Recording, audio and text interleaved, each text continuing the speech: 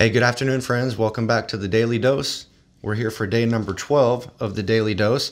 We're glad that you guys were able to join us. Thank you so much for being here. My name's Adam, and this is... Mine. Hi, guys. And our scripture reading for today is going to be...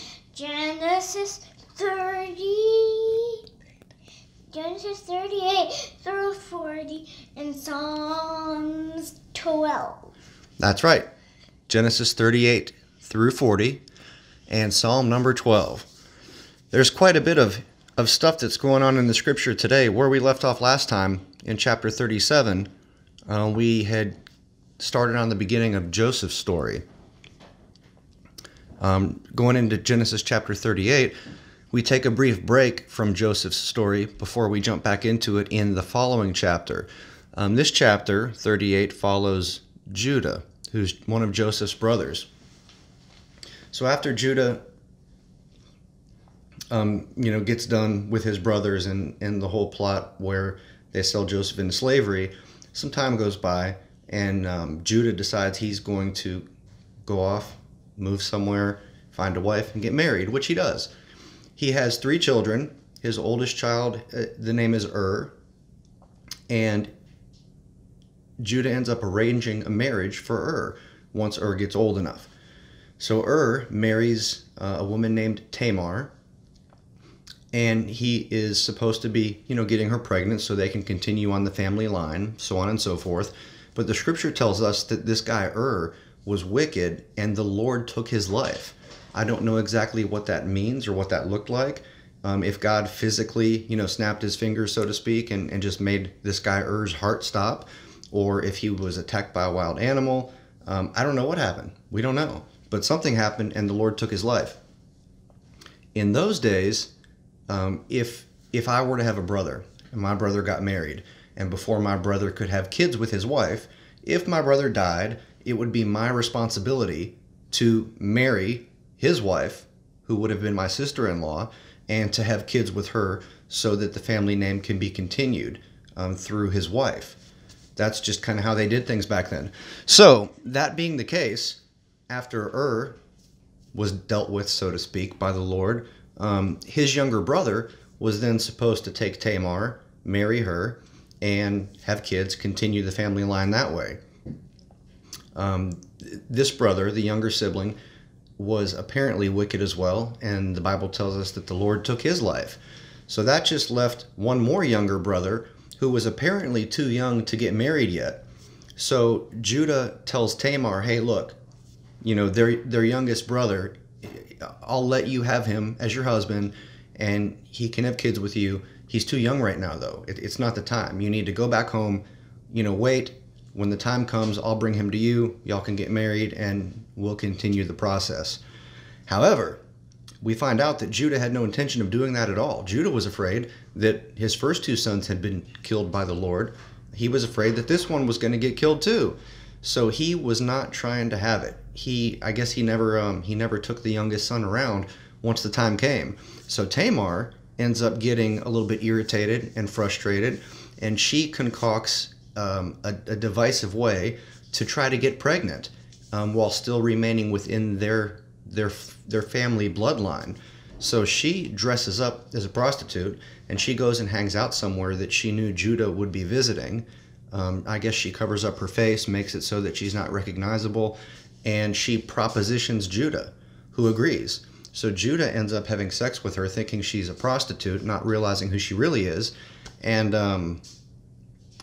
when it's said and done, she ends up getting pregnant. Everything comes to light, and Judah gets busted. So not a very positive story, not a very good example. And that's kind of how they close out chapter 38, moving back onto Joseph's story in chapter 39. So it's kind of interesting that one little chapter they just kind of slipped in there about Judah and what went on in Judah's life during that period of time. They just briefly go into it and then jump right back out into Joseph's story. So ponder that, think about that, and if you're curious, do some research online. Look it up on some commentaries and see what commentators say. But continuing on, so when we get to chapter 39, we're back on Joseph's story. So Joseph basically got sold off into slavery by his brothers. They would take slaves to an auction the slaves off, and people would pay for the slaves based on how strong the slaves were, or based on how smart that they were, how many languages they knew, things of that nature. So one of the leaders of Pharaoh's kingdom, this guy named Potiphar, he was kind of like Pharaoh's right-hand man. He ends up purchasing Joseph, and he puts Joseph in charge of some stuff around his household. And Joseph has such a good work ethic that he ends up basically moving up the ranks, and Potiphar sees that this guy Joseph is reliable, he's trustworthy, and he's doing a great job for him. So Potiphar promotes Joseph and basically puts Joseph in charge of everything that he owns. He says, look, you're doing such a great job, I'm going to put you in charge of everything. All you got to do is just stay away from my wife. That's the only thing that's off limits. Everything else, do with as you see fit. And Joseph did, and he did a great job. The problem, though, is that Potiphar's wife apparently had a thing for Joseph. The scripture tells us that she made some passes at Joseph. She was constantly flirting with him, to the point where Joseph started to keep his distance from her. And he would go about doing his household chores and duties in such a way that he could avoid contact with her as much as possible. But we get to a point where I guess nobody else is around in Potiphar's mansion, in his quarters, whatever it is. And there was nobody there except for Potiphar's wife and Joseph. So she makes a move on him again, except this time it's more than just flirting. She actually grabs a hold of his cloak, like she's, I guess, trying to pull him into bed with her, and she says, hey, you need to come and sleep with me. And Joseph got so freaked out that he just jerked back, and when he did, she inadvertently ripped off his clothes, and he goes storming out of there naked, and he goes and runs and hides and tries to find some clothes and just remove himself from the situation as quick as possible. So he gets thrown in prison because she accuses him of sexual assault. And, of course, she is the leader, the wife of the guy who's, one step down from being the leader of Egypt. So, of course, everybody's going to believe her over Joseph. So Joseph does get thrown in jail, and he ends up being there for a little while, but we'll continue that when we get to the scripture for the next day, tomorrow. But what I wanted to touch on, and I did go into a little bit more of a detailed summary here than I normally do, so I'll keep my point of interest a little bit short. But the point that I found very interesting and important is Joseph, how he fled when he was tempted by by Potiphar's wife. He hightailed it out of there. There was no hesitation. He was put in a place where there was temptation in front of him.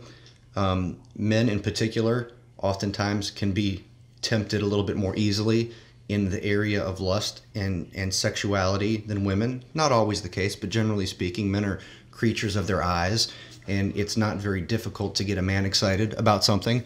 So she was doing her best to try to get him in bed with her, and he realized, look, this is not a situation I need to be in. This won't glorify God. This is not going to honor, Potiphar, my employer.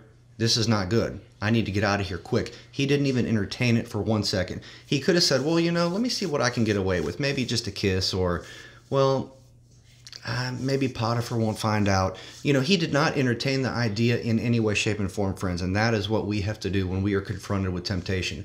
We have to flee from sin. We have to run. We have to get out of there as quick as we can. Because the more that we flirt with temptation, the more likely it is that we will eventually give in. So those are the thoughts for the day. I look forward to seeing you guys tomorrow. Thank you so much for joining us, and I hope you have a good afternoon. If you have any comments, concerns, questions, whatever, let me know down in the comment section below. Thank you so much for your time. Have a great day.